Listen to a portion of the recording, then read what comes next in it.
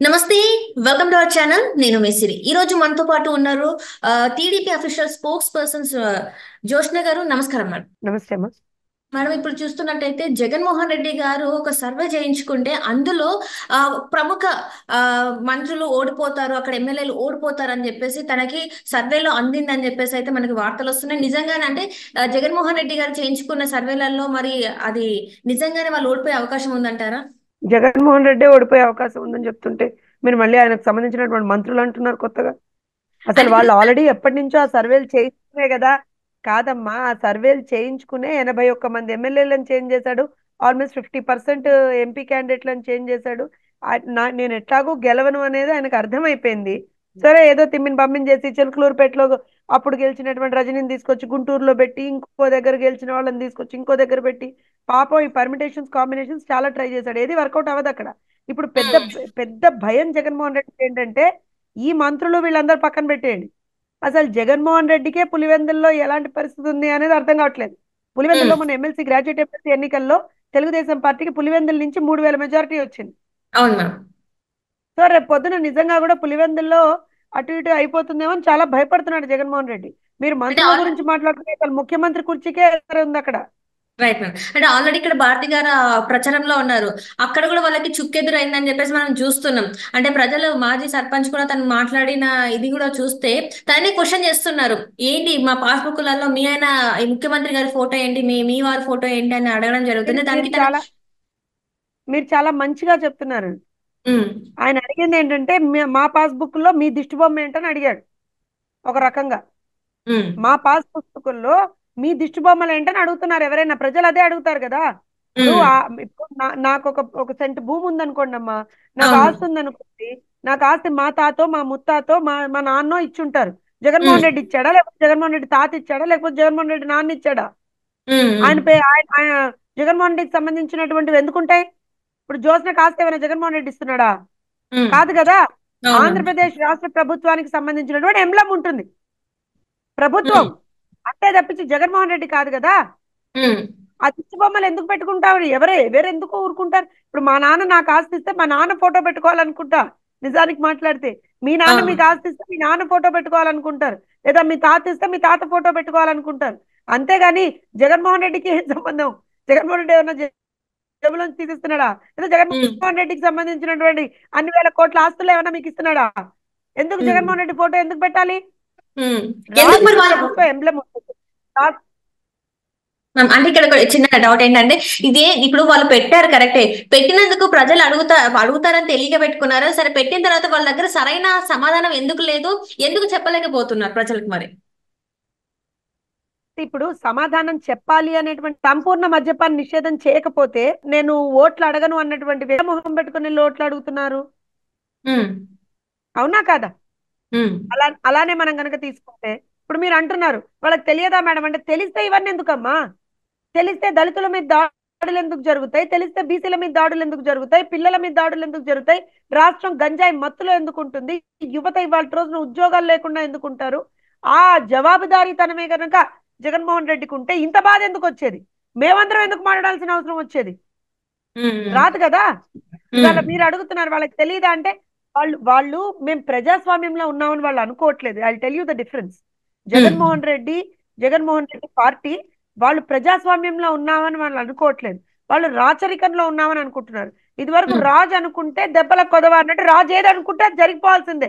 ఎవడేమనుకున్నా, ఎవడు అడ్డొచ్చినా, ఏం చేసినా సరే దానికి ఎక్కడా కూడా స్టాపేజ్ అనేది ఉండేది కాదు. అలా జగన్మోహన్ రెడ్డి కూడా నేనేం చేసినా నన్ను ఎవడు ఆపలేడు, నేను ఉమ్, రాజుని అనుకుంటున్నాడు జగన్మోహన్ రెడ్డి. ఉమ్, కానీ జగన్మోహన్ రెడ్డికి తెలియని విషయం ఏంటంటే, నువ్వు రాజు కాదురా నాయన, నువ్వు రాష్ట్రంలో ఉన్నటువంటి ప్రజలకి నువ్వు లిటరల్ గా కూడా సేవకుడిగా ఉండాల్సినటువంటి అవసరం ఉండింది. నువ్వు రాష్ట్ర ముఖ్యమంత్రి అంటే ప్రజా సేవకుడు కదా. కానీ నువ్వు ఉమ్, సేవకుడిగా కాకుండా నేను రాజు అనుకున్నప్పుడు ప్రజలు నిన్ను ఎక్కడికి చేరేయాలో అక్కడికి చేరేస్తారు కదా. ఉమ్, 10 రోజుల్లో ఎలక్షన్లు ఉన్నాయి. ప్రజలు కూడా క్లియర్ గా డిసైడ్ అయి ఉన్నారు, ఎక్కడికి ఉమ్, చేరేయాలో అక్కడికి చేరేస్తాం జగన్మోహన్ రెడ్డి అని. చాలా క్లియర్ గా ప్రజలు డిసైడ్ అయి ఉన్నారు. అవును మేడం. ఇంకేముంది అక్కడ? ఉమ్. అండ్ అట్లానే ఇప్పుడు చూస్తున్నట్టయితే మేనిఫెస్టో రిలీజ్ చేసిన తర్వాత అయితే ఇంకా అసలు వైసీపీ కార్యకర్తలే కావచ్చు, మంత్రులే కావచ్చు, ఎమ్మెల్యేలే కావచ్చు, వాళ్ళే నిరుత్సాహం వ్యక్తం చేస్తున్నారు. అసలు ఇదేం మేనిఫెస్టో అని చెప్పేసి వాళ్ళే బాధపడుతున్న పరిస్థితులు ఉన్నాయని కూడా మనకి వార్తలు వస్తున్నాయి. దీని వల్ల ఇంకా కూటమికి బలం చేకూరుతుందని కూడా వార్తలు వస్తున్నాయి మేడం. సో మరి దీని మీద మీ స్పందన ఏంటి? మాది ప్రజా మేనిఫెస్టో, వాళ్ళది దగా మేనిఫెస్టో. జగన్మోహన్ రెడ్డి గారు తెలుగుదేశం చెప్తున్నారు కదా, పార్టీ. నా మేనిఫెస్టో భగవద్గీత, ఖురాన్, బైబుల్ అని చెప్తున్నారు కదా. అవునా? మరి ఉమ్, క్రితం తడవ మేనిఫెస్టో భగవద్గీత ఖురాన్ అని ఆ రోజున కూడా చెప్పాడు ఆయన, బైబిల్ అని. ఉమ్, మరి అందులో పొందుపరిచినటువంటి అంశాలను ఎక్కడ పెట్టాడు? మద్య ఉమ్, నిషేధం ఎక్కడ పోయింది? సిపిఎస్ రద్దు ఎక్కడ పోయింది? యువతకు ఉద్యోగాలు ఎక్కడ పోయాయి? మెగా డిఎస్సి ఎక్కడికి పోయింది? జాబ్ క్యాలెండర్ ఎక్కడికి పోయింది? ప్రత్యేక హోదా ఎక్కడికి పోయింది? ఎక్కడికి పోయింది మేనిఫెస్టో? ఉమ్, అంటే ఆ మాట అని బైబిల్, ఖురాన్, గీతాలను కూడా ఇవాళ రోజున అవమానిస్తున్నాడు జగన్మోహన్ రెడ్డి. అంటే వాటి మీద కూడా ఆయన గౌరవం లేదనమాట. ఉమ్, ఇవాళ ఇంకో విషయం చెప్తున్నాను, నేను చాలా క్లియర్ గా చెప్తున్నాను. మా ప్రభుత్వం, మా కూటమి ఇచ్చేటువంటి మేనిఫెస్టో ఏదైతే ఉందో, ఇచ్చినటువంటి మేనిఫెస్టో ప్రజా మేనిఫెస్టో. ప్రజల అభిష్టం మేరకు ప్రజలకు ఏం అవసరాలు ఉన్నాయి, అది అభివృద్ధి దిశగా, సంక్షేమం దిశగా వాళ్ళకి ఏం అవసరాలు ఉన్నాయి, దానికి అకార్డింగ్ గా మా మేనిఫెస్టో మేము పొందుపరిచాం. ఉమ్, ఉమ్, జగన్మోహన్ రెడ్డి గారు ఇచ్చే దగా మేనిఫెస్టో. మీకు ఒక ఎగ్జాంపుల్ చెప్తాను. క్రితంసారి అమ్మ ఒడి ఇస్తున్నాను, ఇంట్లో ఎంతమంది పిల్లలకు ఉంటే అంతమంది పిల్లలకి, ఇదే భారతిరెడ్డి వెళ్ళి చెప్పింది అందరికి. అవును ఎంతమంది అవును మేడం. పిల్లలకు ఉంటే అంతమంది పిల్లలకి ఆ, ఆ, అమ్మ ఒడి ఇస్తాము, 15,000 రూపాయలు ఇస్తాడు జగనన్న ఇస్తాడని చెప్పింది. అప్పుడు ఉమ్, ఏమైంది? అధికారంలోకి వచ్చిన తర్వాత యూటర్న్ తీసుకున్నాడా లేదా? ఉమ్, ఉమ్, కేవలం ఇంతమందికే ఇస్తాం, 15,000 కాదు 13,000 ఇస్తున్నారు. 2,000 వాళ్ళు ఇవాళ రోజున తీసేసుకుంటున్నారు. ఆ 2,000 ఎక్కడ పోయంటే కాకెత్తుకుపోయిందని చెప్తారు వాళ్ళు రేపు పొద్దున. సో ఉమ్, ఇవాళ మళ్ళీ ఏం చేస్తున్నాడు? ఇంకో 2,000 పెంచి 17,000 చేస్తామంటున్నాడు. నువ్వు ఇచ్చే 15,000కే దిక్కులేదు ఇవాళ రోజున. అవే సరిగ్గా ఇవ్వట్లేదు నువ్వు, అవే కరెక్ట్ లబ్ధిదారులకు నువ్వు ఇవ్వట్లేదు. ఉమ్, అట్లాంటిది నువ్వు రేపు పొద్దున ఇస్తానంటే ఎవడన్నా నమ్ముతాడా? ఇక్కడ ఇంకో ఉమ్, విషయం, పెన్షన్లు పెంచుకుంటూ పోతామన్నాడు ఆ రోజున, రాగం తీస్తూ దీర్ఘాలు తీస్తూ చెప్పాడు పెన్షన్లు పెంచుకుంటూ పోతామని. ఎక్కడ పెంచాడు? ఉమ్. ఎక్కడ పెంచాడమ్మా? అంటే ఇప్పుడు ఇవాళ ఇప్పుడు ఏం మళ్ళీ ఏం చెప్తున్నారు? చెప్తున్నాడు? ఉమ్, ఇవాళ మళ్ళీ ఏం చెప్తున్నాడు? 28లో 250 పెంచుతా, 29లో 250 పెంచుతా అన్నాడు. అవును. కానీ మేము అట్లా చెప్పట్లేదే. ఇవాళ ప్రజలకు అవసరం ఉంది, వాళ్ళు ఉమ్, చితికిపోయి ఉన్నారు ప్రజలు. ఉమ్, జగన్మోహన్ రెడ్డి వల్ల ఇబ్బందుల్లో ఉన్నారు ప్రజలు. సో మా ప్రభుత్వం వచ్చినటువంటి వెంటనే ఏప్రిల్ నెల నుంచి, అంటే 2 ఏరియాస్, ఏప్రిల్, మే, జూన్ కూడా కలిపి మేము ప్రతి నెల 4,000 రూపాయలు పెన్షన్ ఇస్తాం. ఉమ్. మా ప్రభుత్వం అధికారంలోకి రాగానే 4,000 రూపాయలు పెన్షన్ ఇస్తామని చెప్తున్నాం మేము. 28, 29 అని నిక్కి నీలికి చెప్పట్లే మేము. రైట్ మా మేడం. ప్రభుత్వం అధికారంలోకి వచ్చిన వెంటనే 4,000 రూపాయలు పెన్షన్ ఇస్తామంటున్నాం. ఉమ్, అయితే రైతులకు భరోసాగా అన్నదాత నిధి ఇస్తామంటున్నాం 20,000. అలానే యువతకి 20 లక్షల ఉద్యోగాలు ఇస్తామని చెప్తున్నాం మేము. మేము అంటే ఇప్పుడు ఎక్కడా చూస్తే వెనకాడట్లేదు. ఉమ్. అయితే నిన్న నిన్న జరిగిన విషయం ఇది మేడం. ఇది ఏంటంటే మే ఫస్ట్ అంటే ఇప్పటి వరకు ఎప్పుడు కూడా జగన్ సర్కార్ వచ్చిన తర్వాత ఉద్యోగులకే కానీ పెన్షన్దారులకే కానీ ఇంతవరకు ఎప్పుడు కూడా అంటే ఫస్ట్ తారీఖున పడిన దాఖలాలు లేవు. కాకపోతే ఈసారి మాత్రం ఖచ్చితంగా టెన్షన్ గా టైంకి అందరి అకౌంట్లలో డబ్బులు పడినాయి. సో దీని వల్ల ఆయనకి మంచి కన్నా ఎక్కువ కూడా ఆయనని అంటే ట్రోలింగ్ చేయడమే ఎక్కువ అయిపోయింది. ఎందుకు అంటే ఇన్ని సంవత్సరాల్లో మరి ఎప్పుడు ఫస్ట్ తారీఖు ఎందుకు పడలేదు, ఇప్పుడు ఎలక్షన్స్ ముందు మాత్రమే ఫస్ట్ తారీఖు ఎందుకు పడ్డాయి అని చెప్పేసి ఆయన మళ్ళీ రివర్స్ క్వశ్చన్ వేస్తున్న పరిస్థితి. సో దీని మీద మీరు ఎలా స్పందిస్తారు? జగన్మోహన్ రెడ్డి అంటే నాటకాల రెడ్డి. ఉమ్, జగన్మోహన్ రెడ్డి కాదు ఆయన పేరు, నాటకాల రెడ్డి ఆయన పేరు. ఉమ్, సో నాటకాలు చెయ్యకపోతే ఆయన జగన్మోహన్ రెడ్డి ఎందుకు అవుతాడు? ఇలాంటి ఇలాంటి దొంగ పనులు చెయ్యకపోతే ఆయన జగన్మోహన్ రెడ్డి ఎందుకు అవుతాడు? ఉమ్, ఇక్కడ ఇంకో విషయం, 1వ తారీఖున జీతాలు లేకుండా 15, 16, 20వ తారీఖు వరకు కూడా జీతాలు పడినటువంటి పరిస్థితి మనం చూసాం. అవును. ఇవాళ పెన్షన్ల విషయంలో ఎంత దుర్మార్గమైనటువంటి రాజకీయం వాళ్ళు చేస్తున్నారో చూస్తున్నాం. ఇది ఉమ్, ఇవాళ రోజున పొద్దు నుంచి కూడా వాళ్ళు చేస్తున్నటువంటి ఒక రాజకీయం అమ్మ. ఉమ్, పేదలతోటి, పండు ముదుసళ్ళతోటి వాళ్ళు చేస్తున్నటువంటి ఒక రాజకీయం. జగన్మోహన్ రెడ్డి గారి అఫీషియల్ పేజెస్ లో, సజ్జల భార్గవ రెడ్డి గారు YSR Congress party official pages లో ఎవరైతే లబ్ధిదారులు ఉంటారో పెన్షన్ కి సంబంధించి, ఆ ఉమ్, అవ్వాతాతల్ని కూడా లైన్లలో నిలబెట్టారు, ఇచ్చేసారు, అది చేశారు అని చెప్పి వాళ్ళు పెట్టుకుంటున్నారు. అసలు ఉమ్, ఎలక్షన్ కమిషన్ ఇచ్చినటువంటి డైరెక్టివ్ ఏంటి? ఇంటికి వెళ్ళిమ్మని చెప్పారు కదా ఎలక్షన్ అవును. కమిషన్. మరి ఉమ్, మీరెందుకు ఇవ్వట్లేదు? అసమర్థత ఎవరిది? మీది కదా. ఉమ్, అంటే ఇవాళ మీరు గమనించండి, మళ్ళీ శవ రాజకీయం చేయడానికి, మళ్ళీ దొంగ రాజకీయం చేయడానికి పెన్షన్ల అంశాన్ని కూడా వాడుకుంటున్నటువంటి అవ్వాతాతల ప్రాణాలతోటి ఆడుకుంటున్నటువంటి జగన్మోహన్ రెడ్డి ఇక్కడ. ఉమ్, చంద్రబాబు నాయుడు గారికి ఏం సంబంధం అమ్మా? చంద్రబాబు నాయుడు గారు ఏమనలేదే. వాలంటీర్ల వ్యవస్థను మేము రద్దు చేశామని చెప్తాడా? వాలంటీర్లను మేము రద్దు చేశామని చెప్తారా? అరే నాయన, నువ్వు వాలంటీర్లతోటి ఎంతో పని చేయించుకొని శ్రమ దోపిడీకి వాళ్ళని గురి చేస్తే, వాళ్ళతో తప్పులు చేయిస్తే మేము ఆ తప్పులన్నీ రెక్టిఫై చేస్తాం, రేపు పొద్దున వాళ్ళకి 5,000 కాదు 10,000 గౌరవ వేతనం ఇస్తామని చెప్పి వాలంటీర్లని హక్కును చేర్చుకుంటున్నది మేము. ఉమ్, వాళ్ళ చేత తప్పులు చేయించింది నువ్వు. ఉమ్, నీకు మాకు ఎంత డిఫరెన్స్ ఉంది? రైట్. ఇవాళ ప్రజల్లో మళ్ళీ ఏంటంటే వాళ్ళవేవి ఆటలు సాగట్లేదు. ప్రజల దగ్గరికి వెళ్తే తన్నటట్టుగా ఉన్నారు ప్రజలు. అందరు అడుగుతారు కదా, నువ్వే ఉమ్, హామీలు ఇచ్చావు, ఏం పూర్తి చేసావని అడుగుతారు కదా. సో అందుకని అవేవి జరగట్లేదని చెప్పి ఈ కొత్త డ్రామాకి మళ్ళీ తెరలేపాడు. ఉమ్, పెన్షన్లు పెన్షన్ల అంశంలో చంద్రబాబు నాయుడు గారు ఏదో చేశారు అని చెప్పి చంద్రబాబు నాయుడు గారే ఎలక్షన్ కమిషన్ కి లేఖ రాశారు. 1వ తారీఖున కల్లా కూడా ఖచ్చితంగా పెన్షన్లు వాళ్ళకి అందజేయాలి, ఇళ్ళకెళ్ళి ఇవ్వాల్సినటువంటి వాళ్ళకి ఇళ్ళకెళ్ళి ఇచ్చేటువంటి ఒక సిస్టమ్ ని మళ్ళీ చెయ్యాలి, ప్రభుత్వ ఉమ్, ఉద్యోగులతో ఆ పని చేయించాలి అని చంద్రబాబు నాయుడు గారు లేఖ రాశారు. తెలుగుదేశం పార్టీ అడిగింది, కూటమి అడిగింది, కానీ ఈ మహానుభావుడు పార్టీ కావచ్చు, ఈ మహానుభావుడు మనుషులు కావచ్చు, ఎవరు అడగలేదు. సో అక్కడే ఉమ్. తేలిపోతుంది వాళ్ళ నిబద్ధత. అవ్వా తాతలకు సంబంధించి వాళ్ళ నిబద్ధత ఏంటి, ప్రజలకు సంబంధించి వాళ్ళ నిబద్ధత ఏంటి అనేది అక్కడే తేలిపోతుంది. అండ్ అట్లనే కూడా ఇప్పుడు మేనిఫెస్టోలో కూటమి రిలీజ్ చేసిన మేనిఫెస్టోలో మోదీ గారి ఫోటో లేదని చెప్పి కూడా, ఇది మోదీ గారి ఆమోదం లేని మేనిఫెస్టో, అందుకే మోదీ గారి ఫోటో ఇవ్వలేదు, వీళ్ళ మోదీ గారి ఆశీర్వాదం లేదు ఈ మేనిఫెస్టోకి అని చెప్పేసి జగన్మోహన్ రెడ్డి గారు స్వయంగా చెప్తున్నారు.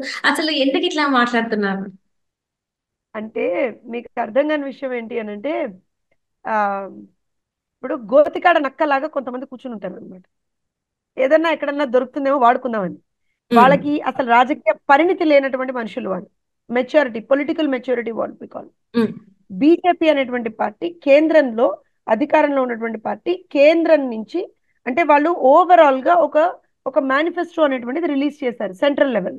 అవును. సో దానికి అది ఎలాగూ మా మేనిఫెస్టోలో భాగంగానే ఉంటుంది అది.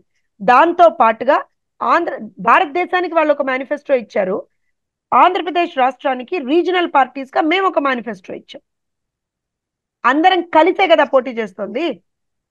సో ఉమ్, కూటమిలో భాగంగా దేశ మేనిఫెస్టో ఒకటి ఉంది, రాష్ట్ర మేనిఫెస్టో ఒకటి ఉంది. రెండు కలుపుకొని మేము వెళ్తున్నాము, బ్రహ్మాండంగా వెళ్తున్నాము. ఆ రోజున అక్కడ మేనిఫెస్టో రిలీజ్ సమయంలో కూడా బీజేపీ ప్రతినిధి ఉన్నారు.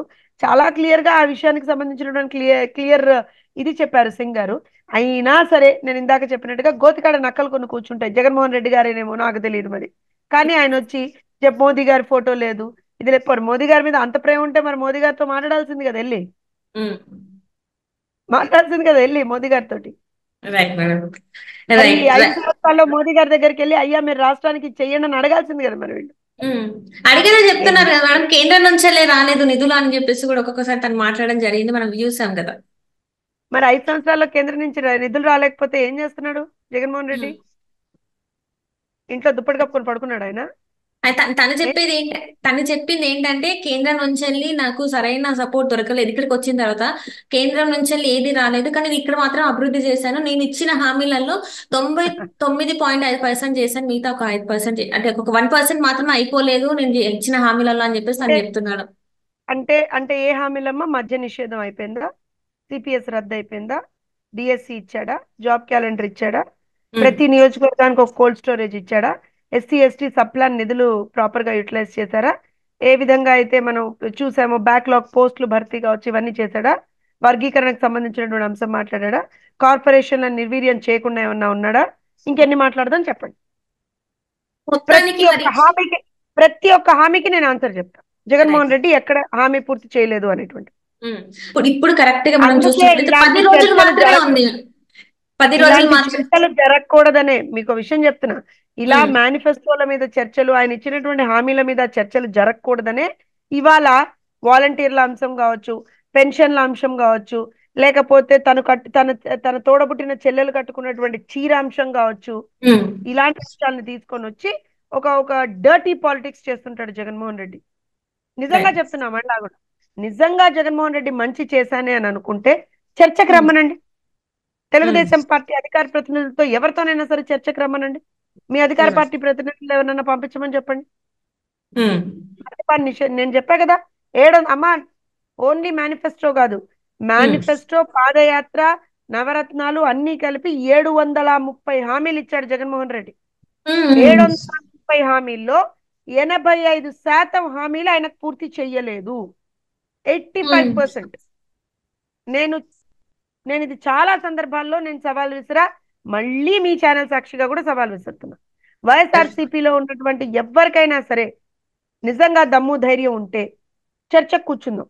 మీరేం రైట్. హామీలు ఇచ్చారు, ఏ హామీలు పూర్తి చేయలేకపోయారో నేను with reports, with records, with proofs తో సహా వస్తాను. Right madam. Right, thank you so much madam. మీరు మాతో పాటు జూమ్ కాల్ వచ్చినందుకు ధన్యవాదాలు మేడం.